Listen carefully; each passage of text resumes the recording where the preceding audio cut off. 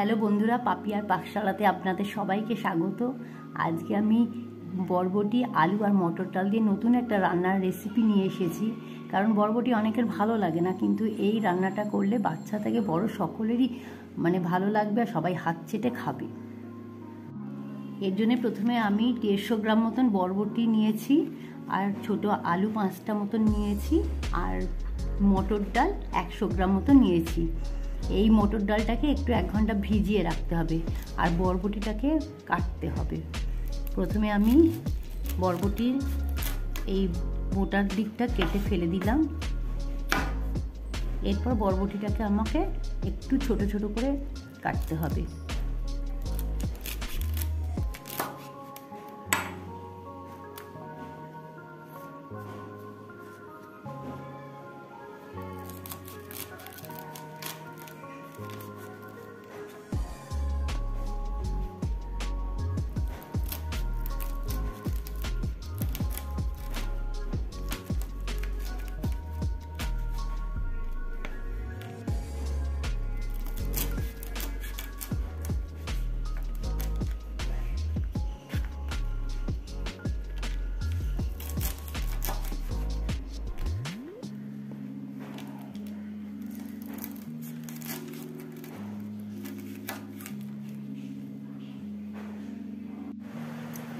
বন্ধুরা, আমি বরবটিগুলোকে ছোট ছোট টুকরো করে কেটে নিয়েছি, আর এই আলুগুলোকেও ছোট ছোট টুকরো করে কেটে নিয়েছি।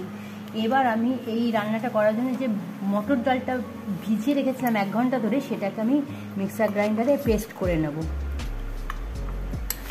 মটর ডালটাকে এবার মিক্সার গ্রাইন্ডারের মধ্যে পেস্ট করে নেব। আর এই মটর ডালের মধ্যে যে 1/2 ইঞ্চি আদাটা রেখেছিলাম, সেই 1/2 ইঞ্চি আদাটা আর কিছু কাঁচা লঙ্কা একসঙ্গে, 4-5টা কাঁচা লঙ্কা একসঙ্গে এটাকে পেস্ট করে নেব।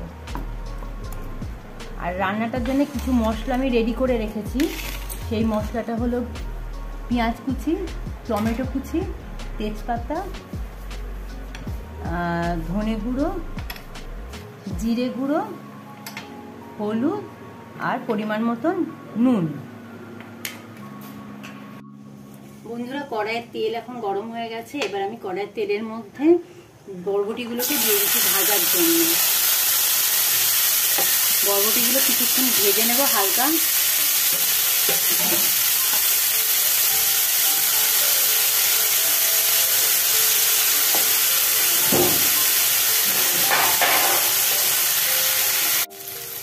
বন্ধুরা, বরবটিগুলো হালকা ভাজা হয়ে গেছে। বেশি ভাজলে স্বাদটা নষ্ট হয়ে যাবে, আর হালকা ভাজা থাকলে সবজির কাঁচা গন্ধটাও থাকবে না। সেই জন্য হালকা ভেজে আমি বরবটিগুলোকে এবার উঠিয়ে নিচ্ছি।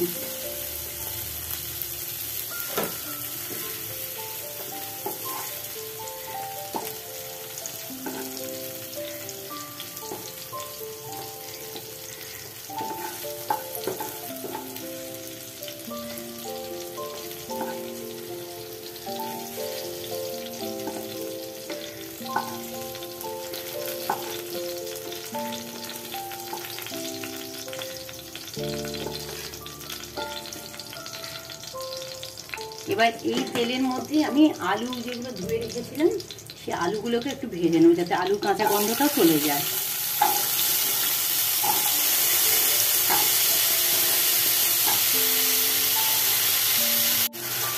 বন্ধুরা, আলুগুলো হালকা ভাজা হয়ে গেছে। এবার আলুগুলোকে আমি পাত্রের মধ্যে তুলে নিচ্ছি।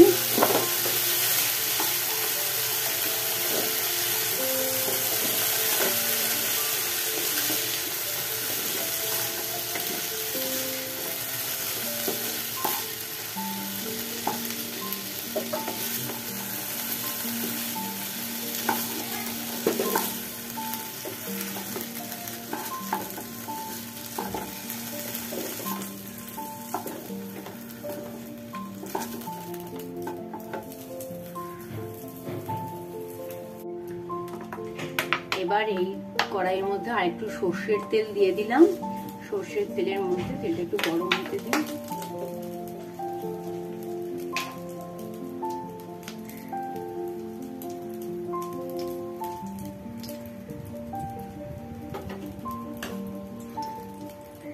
তেলটা গরম হয়ে গেছে। এর মধ্যে একটা তেজপাতা আর একটু জিরে, গোটা জিরে দিয়ে দিলাম।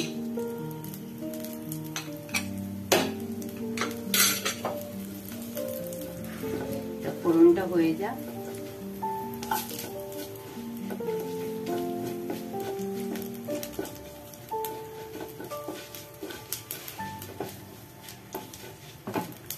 তেজপাতা আর গোটা জিরে ফোড়নটা হয়ে গেছে।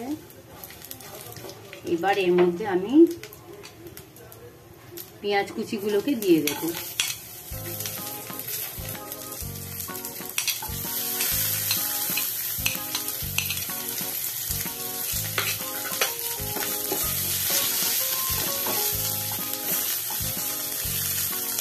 গ্যাসের ফ্লেমটাকে মিডিয়াম করে দিয়েছি, খুব হাইও করিনি, খুব লো করা নেই। পেঁয়াজগুলোকে হালকা হালকা করে ভেজে নিচ্ছি।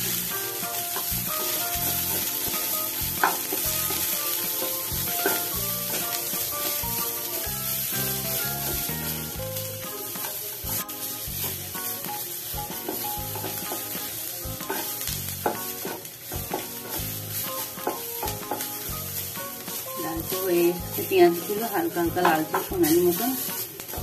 এবার এই পেঁয়াজের মধ্যে আমি টমেটো যে কুচিগুলো করেছিলাম সেই টমেটো কুচিগুলোকে আমি দিয়ে দেবো।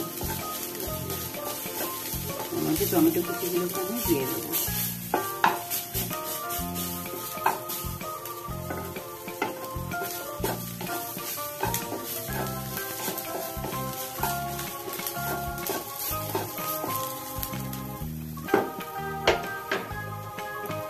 টমেটো কুচিগুলোকে দিয়ে দেবো।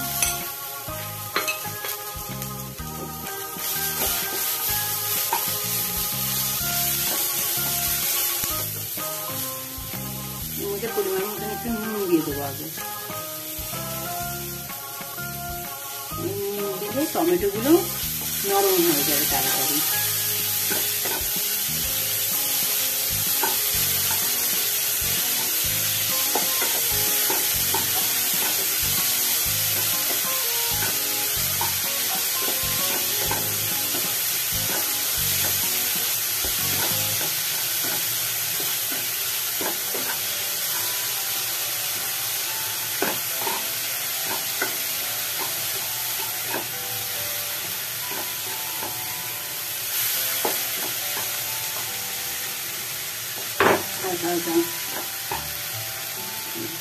নরম হয়ে গেছে টমেটোগুলো, হালকা ভাজা ভাজা হয়ে গেছে টমেটোগুলো।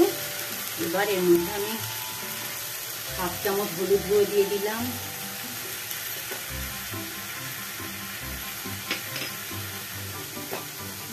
1 চা চামচ জিরে গুঁড়ো, 1 চা চামচ ধনে গুঁড়ো দিলাম,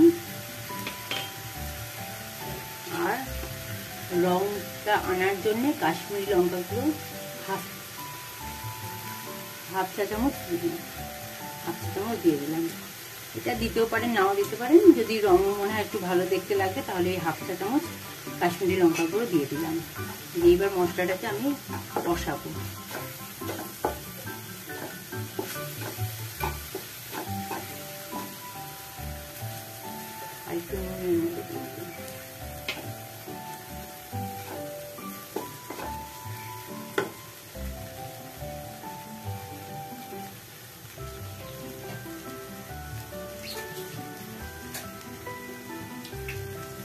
একটু জল দিয়ে এর মধ্যে আমি মশলাটাকে কষাতে রাখবো।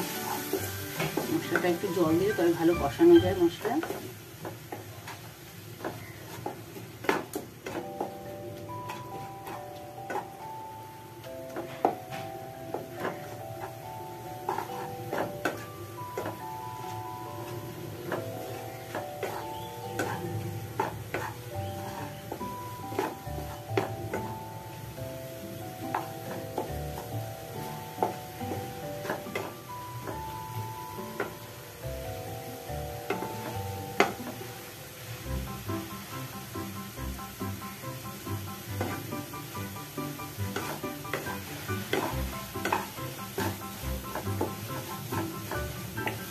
মশলাটা হয়ে গেছে।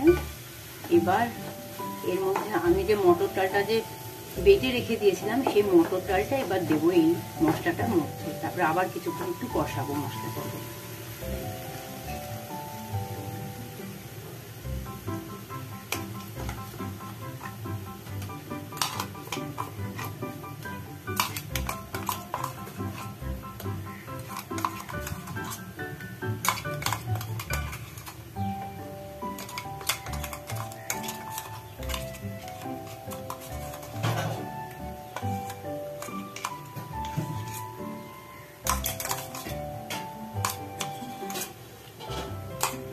মটর ডালটা খুব একটা জল দিয়ে বাটিনি, অল্প জল দিয়ে মটর ডালটাকে বেটেছিলাম।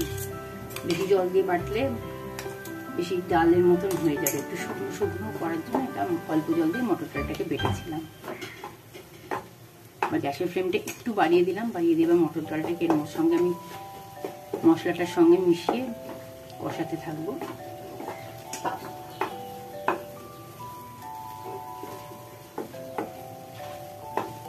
যাতে ডালের যে কাঁচা গন্ধ সেটা চলে যায়।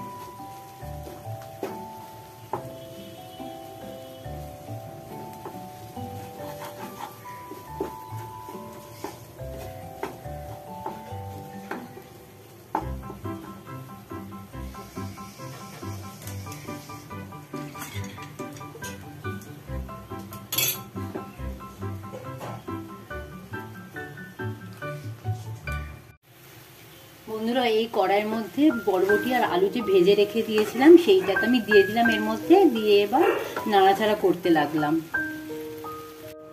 বন্ধুরা, এই আলু আর বরবটিটাকে আমি বেশ 2 মিনিট মতন নাড়াচাড়া করে এবার এর মধ্যে আমি একটু জল দিয়ে দেবো, যাতে আলুটা আর বরবটিটা ভালোভাবে সেদ্ধ হয়ে যায়।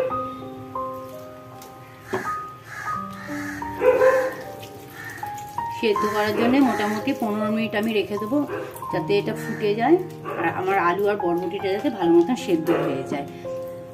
15 মিনিট পরে আমি আবার ঢাকনাটা খুলবো। এখন আমি গ্যাসটাকে একটু হাই ফ্লেমে দিয়ে দিলাম। বন্ধুরা, 15 মিনিট হয়ে গেছে, এবার আমি ঢাকনাটা খুললাম। ঢাকনাটা খুলে দেখি এটা মাখো মাখো মতন হয়ে গেছে। এইটা রুটি, ভাত, পরোটা সবকিছুর সঙ্গে খুব ভালো লাগবে খেতে। আর লাস্টে আমি একটু এর মধ্যে গুঁড়ো গরম মশলা ছড়িয়ে দেব, যাতে গন্ধটা আরো সুন্দর হয়। গরম মশলা ছড়িয়ে এবার আমি একে ঢাকা দিয়ে দিলাম আর গ্যাসটাকেও বন্ধ করে দিই। বন্ধুরা, আমার এই রান্নার রেসিপিটা যদি আপনাদের ভালো লেগে থাকে তাহলে প্লিজ সাবস্ক্রাইব করবেন আমার চ্যানেলটাকে, লাইক করবেন আর শেয়ার করবেন বেশি বেশি করে, যাতে আমি নতুন নতুন রান্নার ভিডিও আপলোড করতে পারি।